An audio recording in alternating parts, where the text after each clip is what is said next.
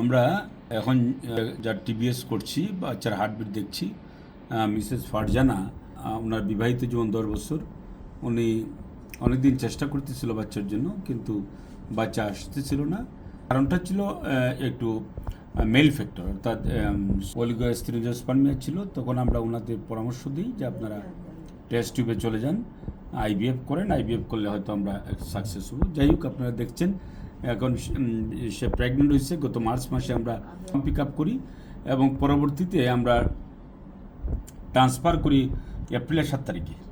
এপ্রিলের 7 তারিখে, আজকে মে মাসের 7 তারিখ, প্রায় পুরো এক মাসের মধ্যেই আমরা হার্টবিট দেখছি এবং হেলদি, দুইটা বাচ্চাই ভালো আছে। তো ফারজানা, কেমন লাগছে আপনার?